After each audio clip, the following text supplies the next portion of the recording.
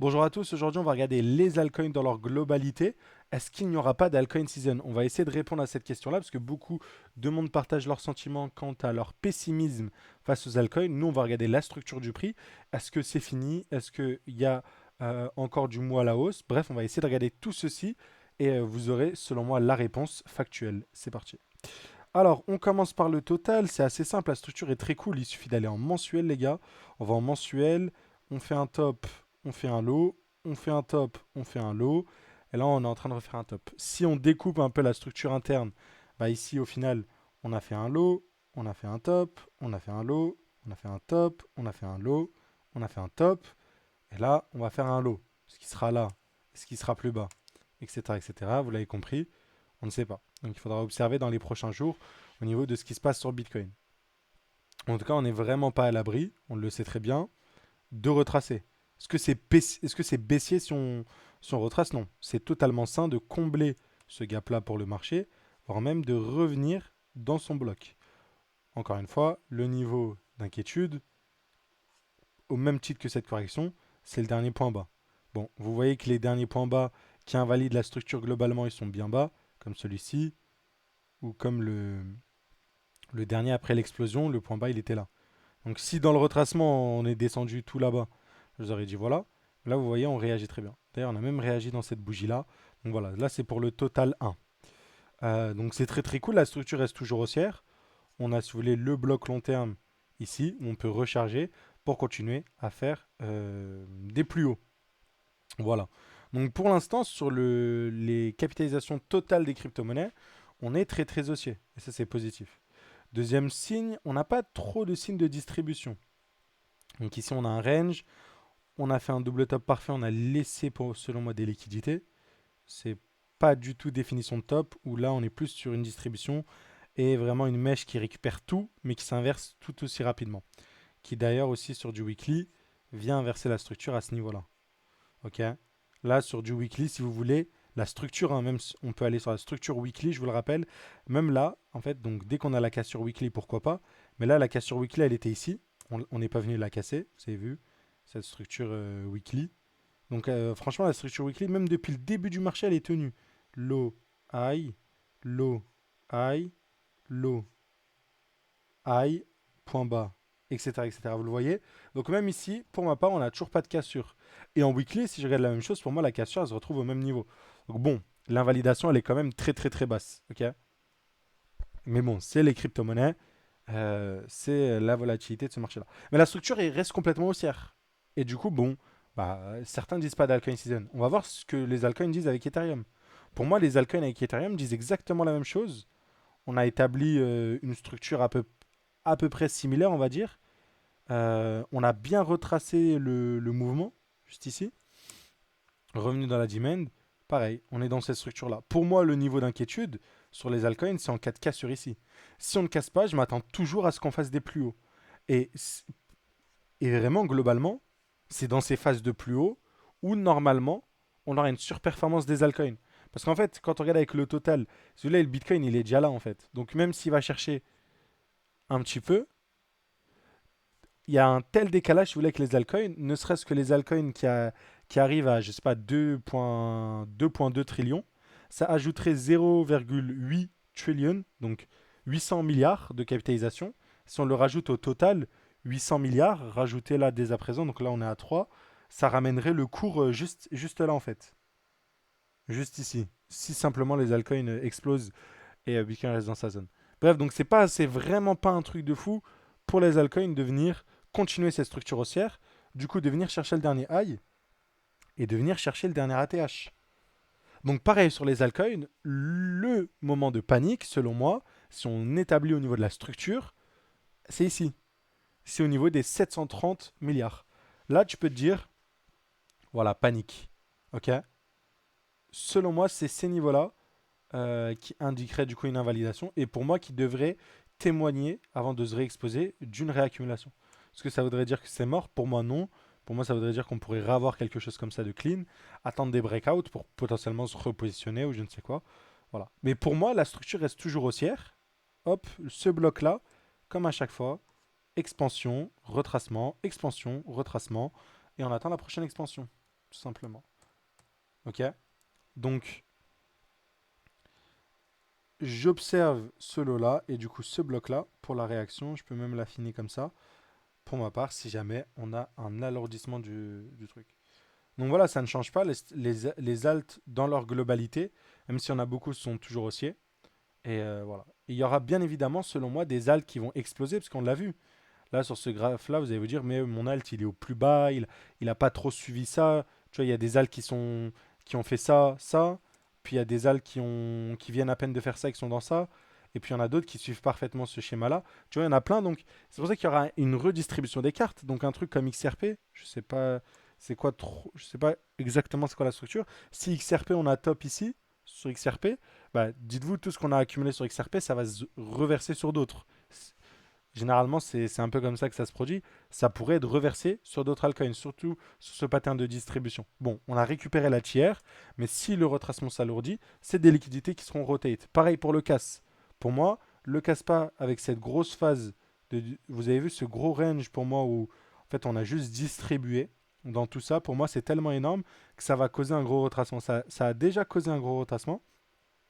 Pour moi, je pense qu'on peut aller plus bas. Je m'attends toujours à un potentiel. En tout cas, tant que la structure n'est pas inversée, je m'attends toujours à un retour vers les 5 centimes sur le CASPA.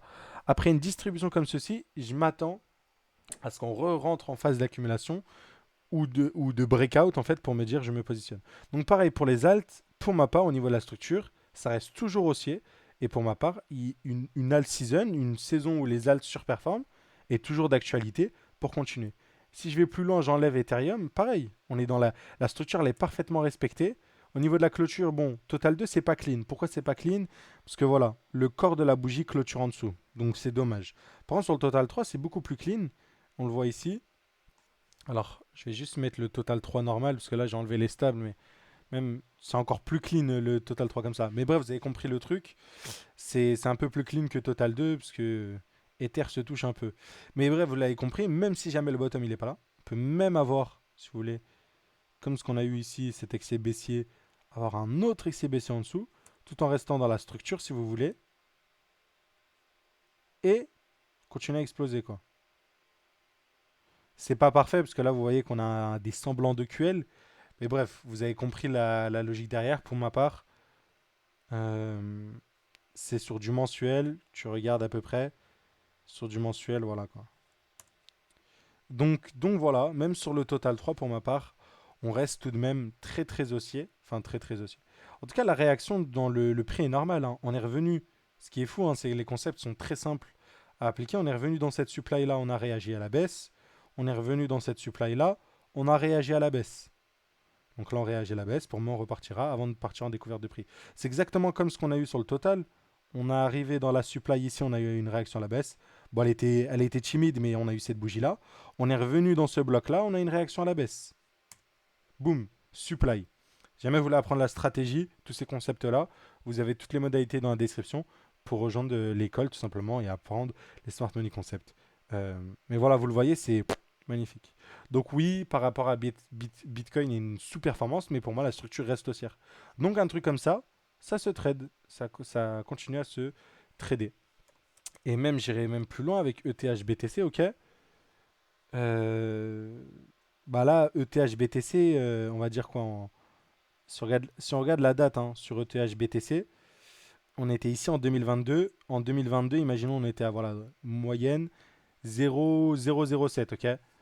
Euh, comment dire Un Ether, ça faisait 0,07, enfin 0,07 Bitcoin. Ça veut dire que là, entre 2022 et 2025, si vous voulez, en moins de 3 ans, parce que c'était même fin 2023, si vous voulez, donc là, on va dire en 2 ans, la valeur d'Ether par rapport au Bitcoin a été divisée par 3 limites, un peu moins quand même. A été divisée par plus que 2 en tout cas.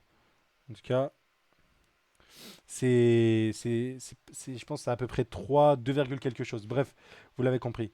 Est-ce que entre Ether en 2023, début 2023, et Bitcoin, si vous voulez, et Ether en 2025, est-ce que fondamentalement, il a changé face à Bitcoin? Pour moi, je ne pense pas, si on prend les causes fondamentales. Euh, donc, genre là, Bitcoin, en 3 ans, il, il, il vaut genre 3 fois plus qu'Ethereum. ou est-ce que Ethereum va rattraper ce retard-là, etc.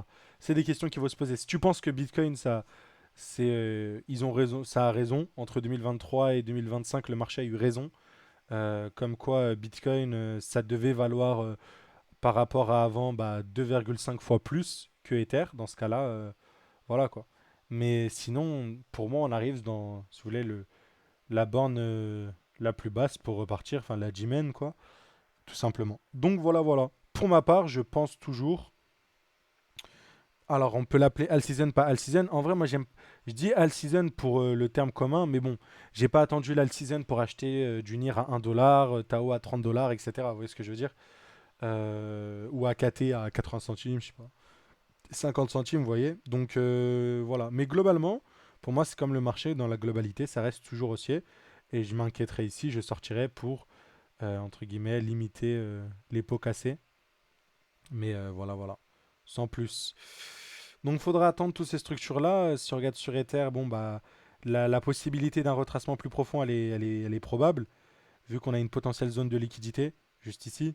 Donc, hop, une mèche qui revient ici avant de repartir. C'est tout à fait possible. Donc il y a encore un petit moins 25% à venir chercher. Mais du coup, on reviendra dans un bloc très très très long terme qu'on n'a pas touché depuis très longtemps, tout simplement. Donc pourquoi pas? C'est une possibilité. On n'oublie pas, on ira chercher selon moi les 4 000 $ vu les EQH qu'on a laissés. Ok. Donc voilà. Ça c'est pour notre ami Ethereum.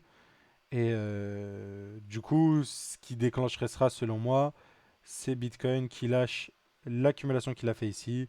Au final, c'était juste une manipulation. Il a récupéré sa tiers, la target minimale de ce pattern-là. Ce pattern-là, très bien, on l'a identifié, on a eu le COS, on l'a joué. Tu vois, il a à peine pris le high. Maintenant, il peut se retourner tout simplement et retracer de manière plus profonde.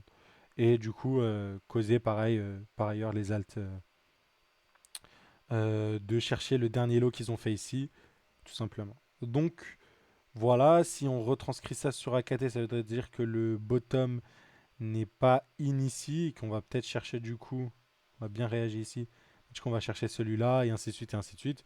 Voilà, donc on verra comment ça va se dégoupiller. Mais voilà, en tout cas sur ETH, pour l'instant, en tout cas, ça bouge pas en fait. Ça bouge tellement pas que voilà. Donc pour moi, il n'y a pas grand-chose à faire.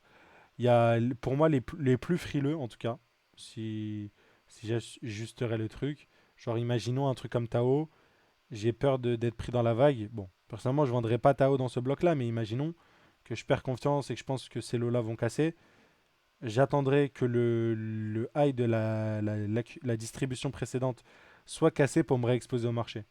Du coup je vendrai comme ça si jamais ça dump, ça me laisse des liquidités pour racheter plus bas, pourquoi pas. Et si ça pump, au moins je re-rentre avec une psychologie sereine au-dessus de ces highs-là. C'est pas ce que je fais personnellement. Je suis pas impacté psychologiquement par ce qui se passe. Donc voilà. Enfin, je suis impacté psychologiquement, mais ça ne me donne pas plus envie de vendre ou quoi. Surtout quand je regarde les targets mensuels sur l'investissement qui sont toujours respectés sur l'ensemble du marché crypto.